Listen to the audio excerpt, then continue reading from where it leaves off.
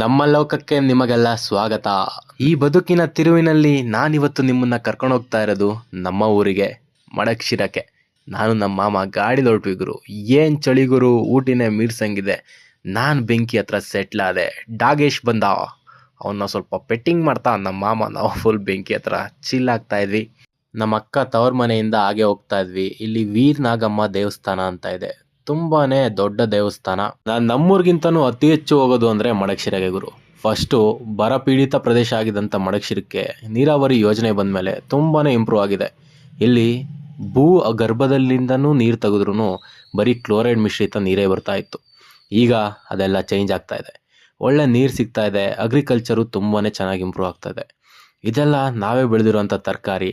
ಈಗ ಇಲ್ಲಿ ಮಾರ್ಕೆಟ್ಗೆ ಹೋಗಲ್ಲ, ಎಲ್ಲ ನಾವೇ ಬೆಳಿತೀವಿ. ಎಷ್ಟು ತಿಂದರೂ ಎಷ್ಟು ಕಿತ್ಕೊಂಡ್ರು ಸಾಕಾಗದೇ ಇರೋ ಅಷ್ಟು ತರಕಾರಿ ಬಿಡುತ್ತೆ ಇಲ್ಲಿನ ಫಲವತ್ತಾದ ಭೂಮಿ. ಇಲ್ಲಿನ ರಾಜಕೀಯ ಕೂಡ ಕರ್ನಾಟಕಕ್ಕಿಂತ ತುಂಬಾನೇ ವಿಭಿನ್ನ.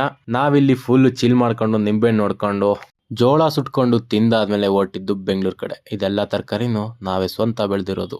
ಈ ವಿಡಿಯೋ ಹೆಂಗನ್ನಿಸ್ತು ಅಂತ ಕಮೆಂಟ್ ಮಾಡಿ. ನೆಕ್ಸ್ಟ್ ವಿಡಿಯೋದಲ್ಲಿ ಸಿಗೋಣ. ಅಲ್ಲಿವರೆಗೂ ಬಾಯ್.